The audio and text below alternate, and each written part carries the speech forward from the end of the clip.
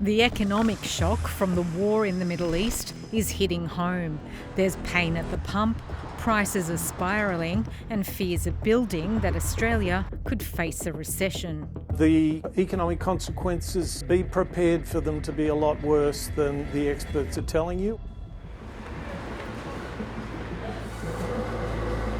This Melbourne butcher's preparing for the worst. I'm really worried about, what if there's no oil tomorrow or no fuel tomorrow?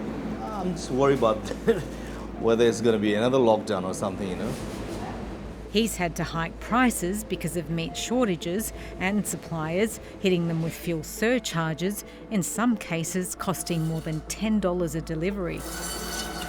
The retail has definitely gone down, at least 5% to 10%, Consumers are on edge. We've all got bills to pay.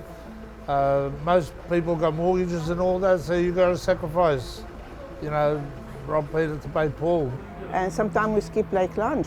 Sometimes, because we don't eat meat too much now. As the war goes on and creates the risk of higher prices for consumers, the RBA is expected to increase the cash rate. Some economists are forecasting another 3 rate rises this year.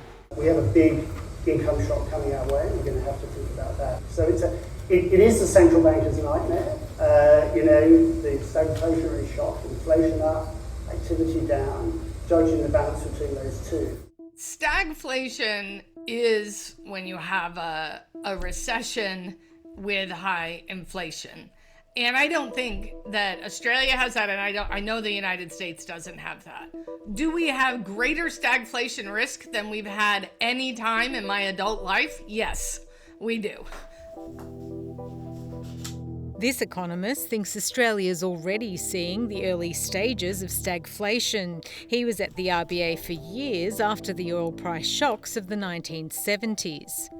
That was a disaster area. In Australia, for example, we moved from 1% unemployment rates to 6%, even 10%. Bob Gregory worries if the war continues, there will be mass job losses.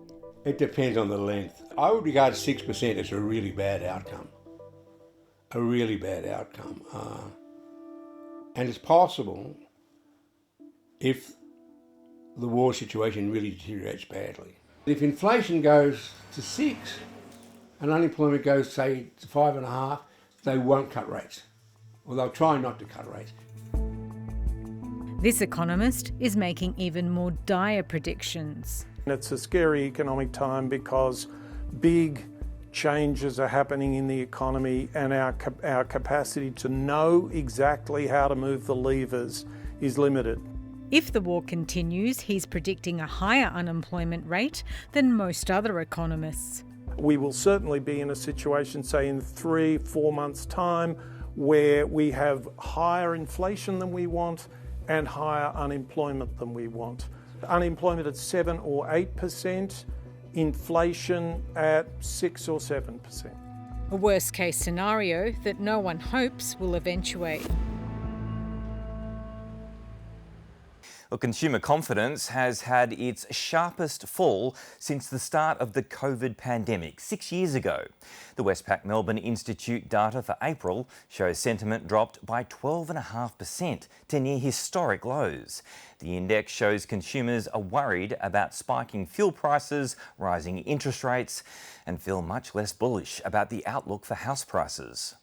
Well, the war in the Middle East has also sunk business confidence to its lowest level since April 2020. NAB's monthly business survey for March has shown the second steepest monthly fall in the survey's 29-year history, similar to the terrorist attacks on September 11 and second only to the pandemic. NAB's chief economist, Sally Auld, joined me. Welcome. This is a shocking report. It's got all the hallmarks of an economic crisis. Where are we seeing this play out in the economy? So you're right, we did see a very big fall in business confidence in the month, and I guess in some ways I think we always knew that the direction of travel would be negative, but as you said, the magnitude was pretty large, and what we're really looking at, I think, is the cumulative impact of a couple of interest rate hikes and then of course everything that's transpired in the Middle East over the last 4 to 5 weeks. Sally Auld, this is an ominous sign for consumers already worried about price hikes. Now, is it inevitable that businesses will pass on their rising costs in a sort of feedback loop here?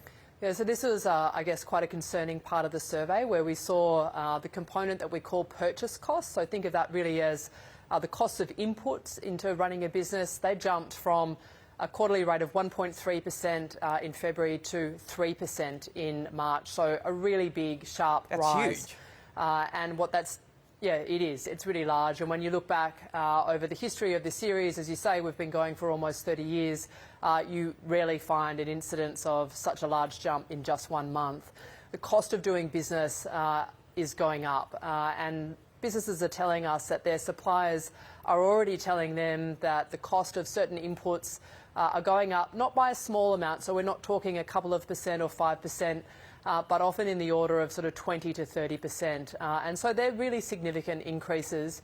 And I think the issue that we're facing into is just the fact that for many firms, their margins just simply aren't wide enough to be able to absorb cost increases of that magnitude. And so it does feel to us quite likely that a lot of these input costs will be passed on to final prices, which of course I think will be reflected in reasonably large increases in headline inflation, but also some more modest increases in core inflation too. And some of the forecasts though have been for inflation to maybe peter out at sort of 5 or 6%, but there is of course the risk, I suppose, that as you've just mentioned, the inflation shock is potentially much stronger than that, sure, maybe even 7-8%. Yeah, I think that's right. So, headline inflation obviously is a more volatile indicator, and the one that the RBA really cares about is their version of underlying inflation, which tries to abstract from some of the really volatile components and tries to measure the underlying pulse of what's going on with prices in the economy. And that's the one I think that we could possibly see some reasonably large increases over the next couple of quarters.